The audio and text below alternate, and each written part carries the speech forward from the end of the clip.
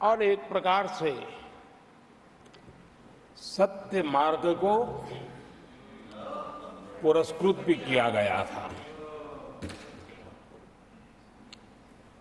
आदरणीय सभापति जी, पिछले 2-2.5 दिन में इस चर्चा में करीब 70 माननीय सांसदों ने अपने विचार रखे हैं। इस चर्चा को समृद्ध बनाने के लिए राष्ट्रपति महोदया के अभिभाषण को व्याख्यायित करने में आप सभी माननीय सांसदों ने जो योगदान दिया है, इसके लिए मैं आप सबका भी आभार व्यक्त करता हूं।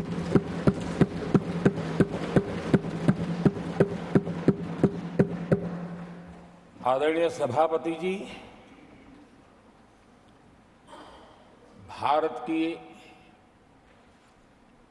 आजादी के इतिहास में हमारी संसदीय लोकतांत्रिक यात्रा में बहुत दशकों के बाद देश की जनता ने एक सरकार को तीसरी बार देश की सेवा करने का अवसर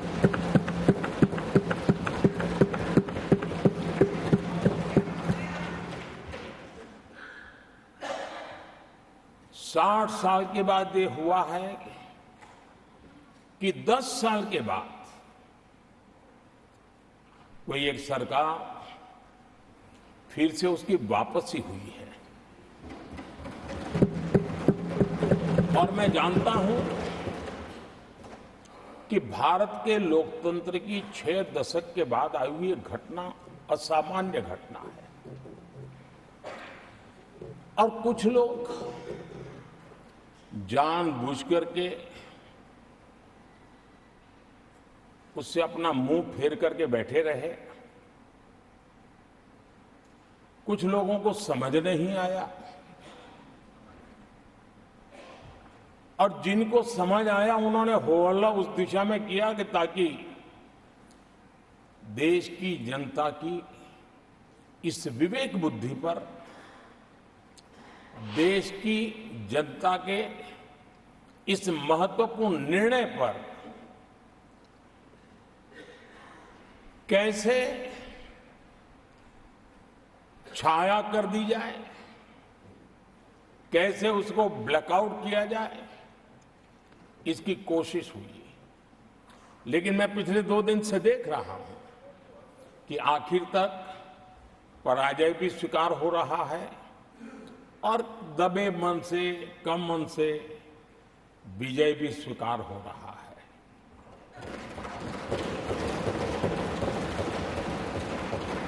आदरणीय सभापति जी, कांग्रेस के हमारे कुछ साथियों को मैं हृदय से धन्यवाद करना चाहता हूं,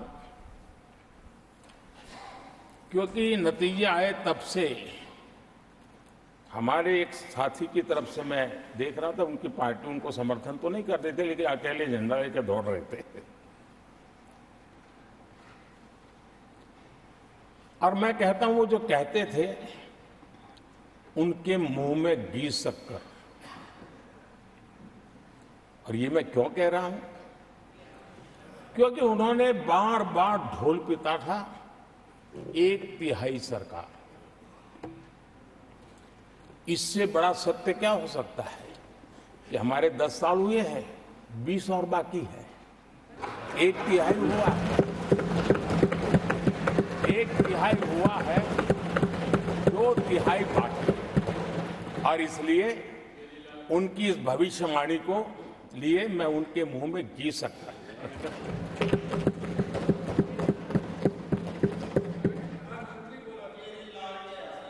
आदरणीय सभापति जी, 10 वर्षों के अखंड, एकनिष्ठ, अविरत सेवा भाव से किए हुए कार्य को देश की जनता ने जी भर करके समर्थन दिया है। देश की जनता ने आशीर्वाद दिए हैं। आदरणीय सभापति जी, इस चुनाव में देशवासियों की विवेक बुद्धि पर गर्व होता है, क्योंकि उन्होंने प्रोपेगेंडा को परास्त कर दिया है।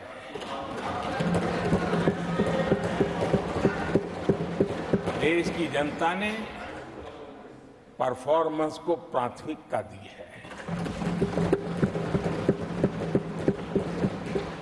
भ्रम की राजनीति को देशवासियों ने ठुकराया है और भरोसे की राजनीति पर विजय की मोहर लगाई।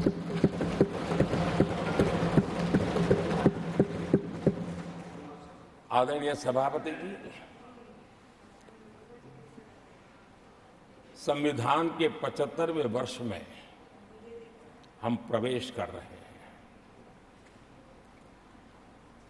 इस सदन के लिए भी ये पड़ाव विशेष है, क्योंकि इसे भी 75 साल हुए हैं और इसलिए एक सुखद संयोग है। आदरणीय सभापति जी, मेरे जैसे बहुत लोग हैं इस देश के सार्वजनिक जीवन में, जिनके परिवार में कोई गांव का सरपंच भी नहीं रहा है, गांव का प्रधान भी नहीं रहा है, राजनीति से कोई सरोकार नहीं रहा है, लेकिन आज अनेक महत्वपूर्ण पदों पर पहुंच करके देश की सेवा कर रहे हैं। और उसका कारण बाबा साहब आम्बेडकर ने जो संविधान दिया है, उसने हम जैसे लोगों को अवसर दिया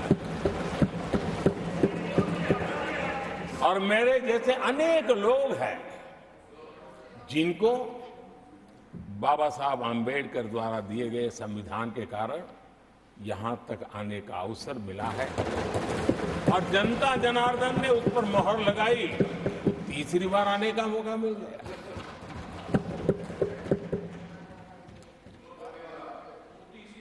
आदरणीय सभापति जी, संविधान हमारे लिए ये कोई आर्टिकल्स का कंपाइलेशन मात्र नहीं है, हमारे लिए उसका स्पिरिट भी और उसके शब्द भी बहुत मूल्यवान है।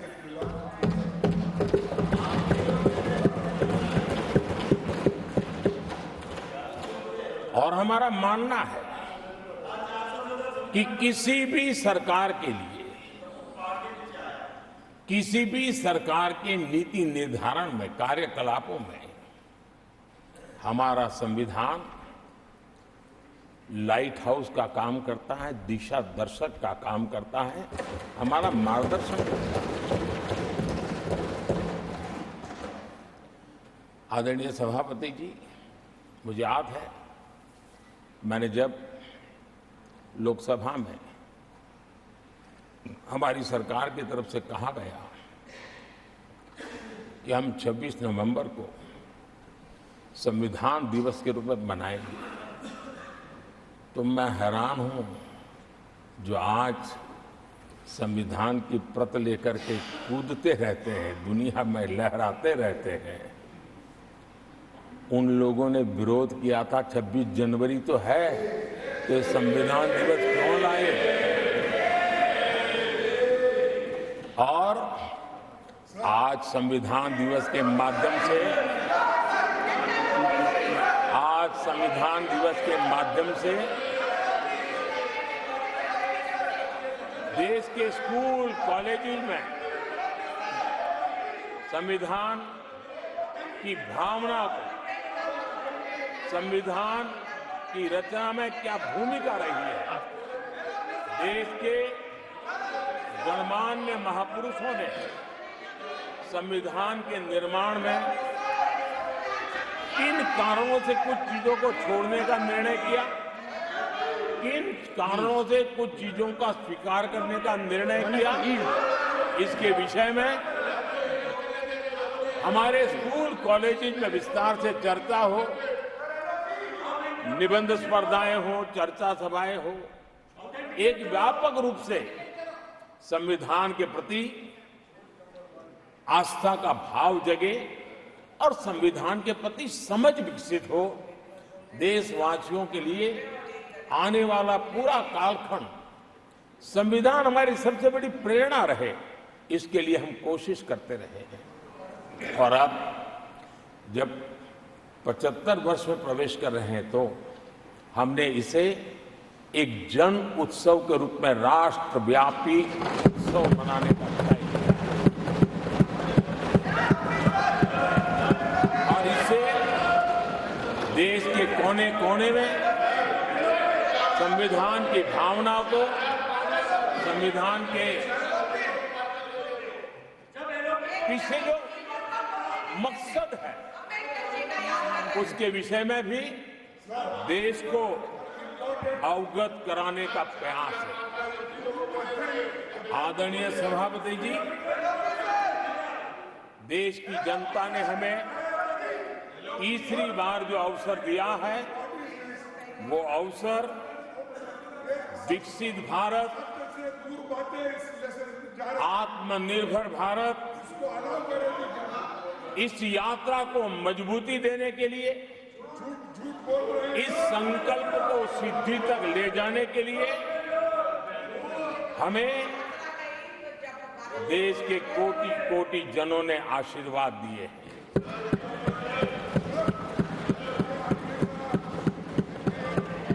आदरणीय सभापति जी, ये चुनाव 10 वर्ष की सिद्धियों पर तो मोहर है ही, लेकिन ये चुनाव भविष्य के संकल्पों के लिए भी देश की जनता ने हमें चुना, क्योंकि देश की जनता का एकमात्र भरोसा हम पर होने के कारण आने वाले सपनों को, संकल्पों को सिद्ध करने के लिए हमें अवसर दिया। आदरणीय सभापति जी, देश भली भांति जानता है, देश ने पिछले 10 वर्षों में हमारे देश की अर्थव्यवस्था को 10 नंबर से 5 नंबर पर पहुंचाने में सफलता पाई और जैसे जैसे नंबर निकटता की सिद्धि की ओर पहुंचता है, एक की तरफ पहुंचता है, तो चुनौतियां भी बढ़ती हैं और कोरोना के कठिन कालखंड के बावजूद, संघर्ष की वैश्विक परिस्थितियों के बावजूद, तनाव के वातावरण के बावजूद भी हम हमारे देश की अर्थव्यवस्था को 10 नंबर से आज विश्व में 5 नंबर पर पहुंचाने में सफल।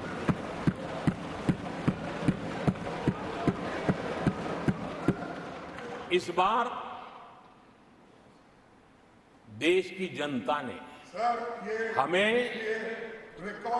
5 नंबर से 3 नंबर की इकोनॉमी पर पहुंचाने के लिए जनादेश दिया है और मुझे पक्का विश्वास है कि देश की जनता ने हमें जो जनादेश दिया है, हम भारत की अर्थव्यवस्था को विश्व के टॉप 3 में पहुंचा के रहेंगे।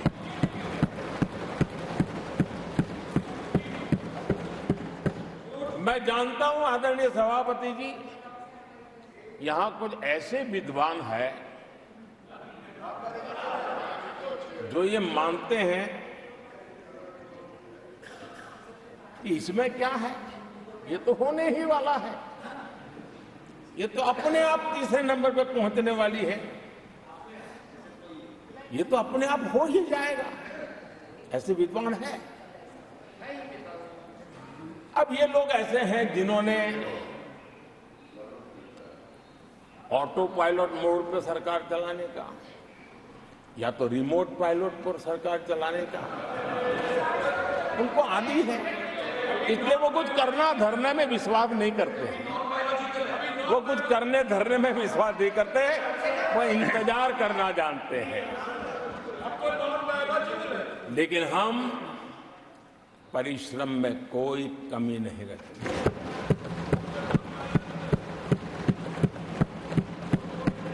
आने वाले वर्षों में पिछले 10 वर्षों में हमने जो किया है उसको गति भी बढ़ाएंगे, उसका विस्तार भी बढ़ाएंगे और गहराई भी होगी, ऊंचाई भी होगी और हम इस संकल्प को पूरा करेंगे।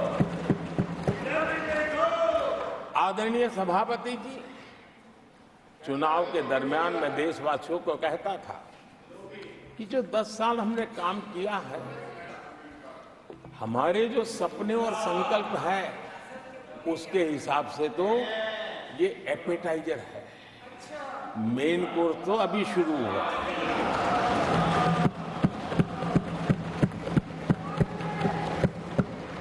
आदरणीय सभापति जी,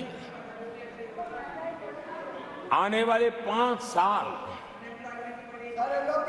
मूल सुविधाओं के सैचुरेशन के और हम एक सामान्य नागरिक की जो रोजमर्रा की जिंदगी की आवश्यकताएं होती हैं, एक गरिमापूर्ण जीवन जीने के लिए जिन व्यवस्थाओं की, जिन सुविधाओं की, जिस प्रकार के गवर्नेंस की आवश्यकताएं होती हैं, हम इन मूलभूत सुविधाओं के सैचुरेशन का युग के रूप में उसको परिवर्तित करना चाहते हैं। आदरणीय सभापति जी, आने वाले 5 वर्ष गरीबों के खिलाफ निर्णायक लड़ाई के हैं। आने वाले 5 वर्ष गरीबी के खिलाफ गरीबों की लड़ाई, और मैं मानता हूं गरीब जब गरीबी के खिलाफ लड़ाई के लिए एक सामर्थ्य के साथ खड़ा हो जाता है तो गरीबों की गरीबी के खिलाफ की लड़ाई सफलता को प्राप्त करती है। और इसलिए आने वाले 5 साल गरीबी के खिलाफ लड़ाई के निर्णायक वर्ष है और यह देश गरीबी के खिलाफ लड़ाई में विजयी होकर के रहेगा। ये पिछले 10 साल के अनुभव के आधार पर मैं बहुत विश्वास से कह सकता हूं।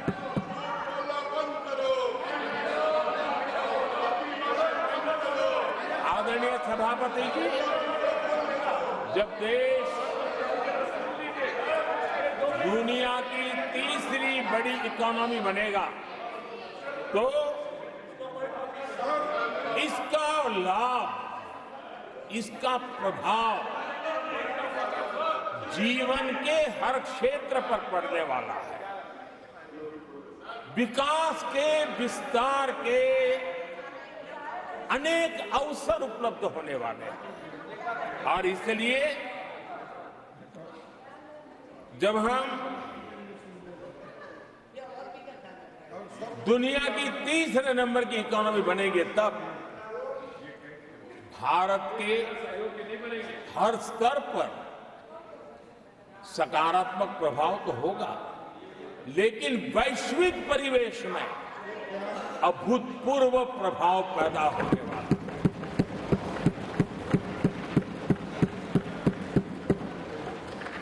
आदरणीय सभापति जी, हम आने वाले कालखंड में नए स्टार्टअप्स का,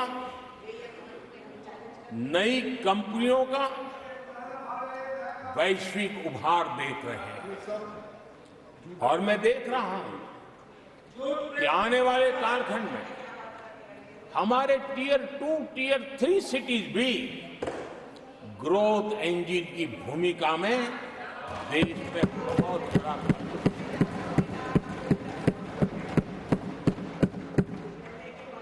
आदरणीय सभापति जी, ये शताब्दी टेक्नोलॉजी ड्रिवन शताब्दी है और इसलिए हम कई नए सेक्टर्स में नए फुटप्रिंट्स भी अवश्य रूप से देखेंगे।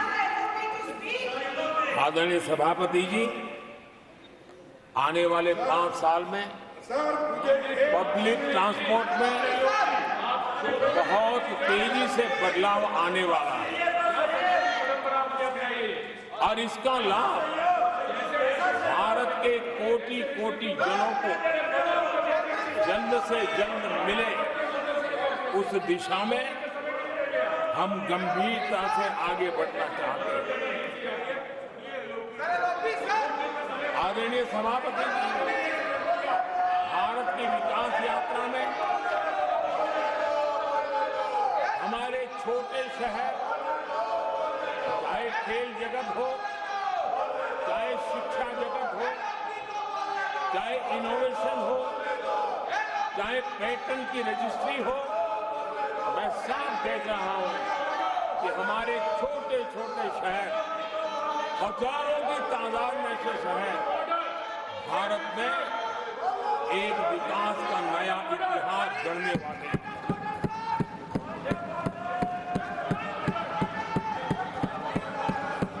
आदरणीय सभापति जी, मैंने पहले भी कहा है कि भारत के विकास यात्रा में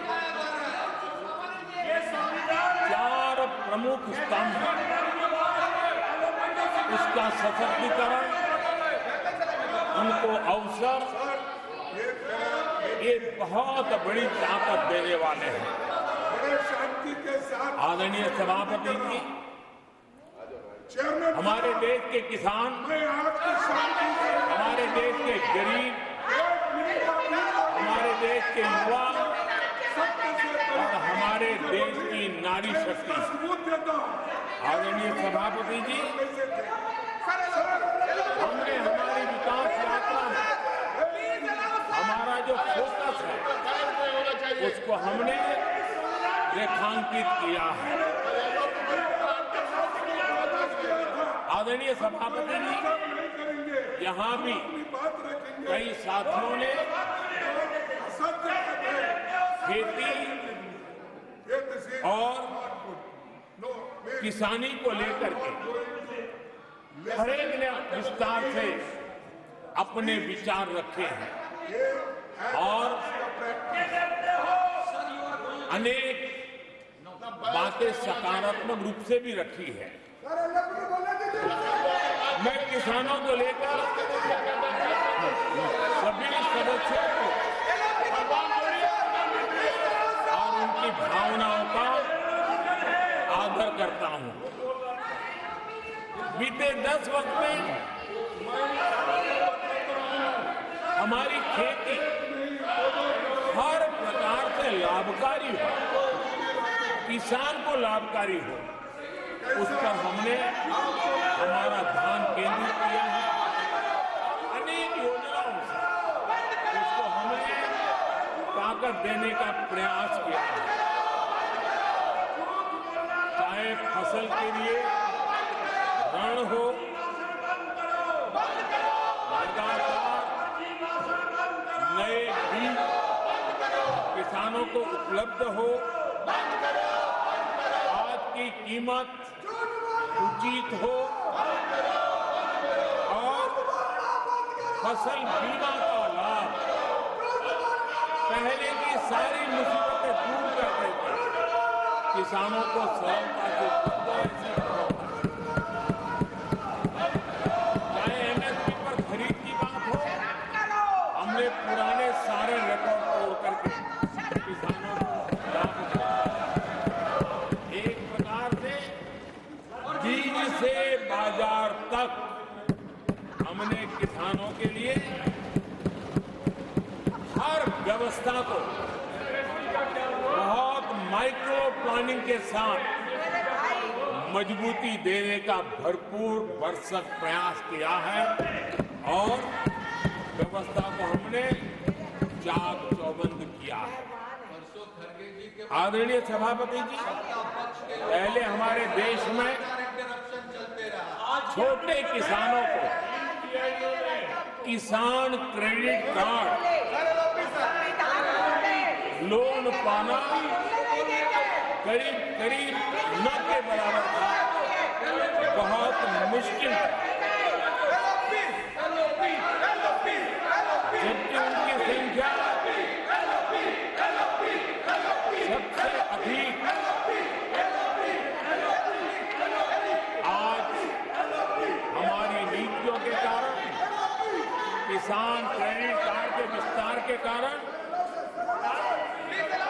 आदरणीय सभापति, हमने किसानी को एक व्यापक स्वरूप में देखा है और उस व्यापक स्वरूप में हमने किसान क्रेडिट कार्ड पशुपालकों और मछुआरों को किसान क्रेडिट कार्ड का हमने लाभ मुहैया कराया है और इसके कारण हमारे किसानों का खेती के काम को, उसके विस्तार को भी मजबूती दी है। उस दिशा में भी हमने काम किया। आदरणीय सभापति,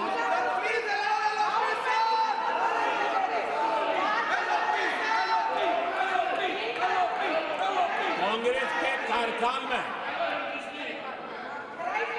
10 साल में एक बार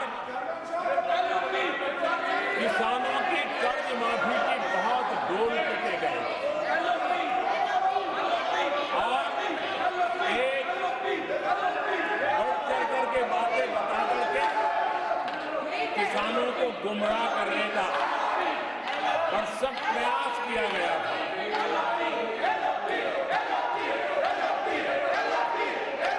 और 7,000 करोड़ की कर्ज माफी, उसका इतना हल्ला मचाया था और एक अनुमान था कि उसके लाभार्थी करीब देश के 3 करोड़ किसान थे। सामान्य गरीब छोटे किसान का तो उसमें नामो निशान नहीं था। जिसको सबसे जरूरत थी इसकी, उनकी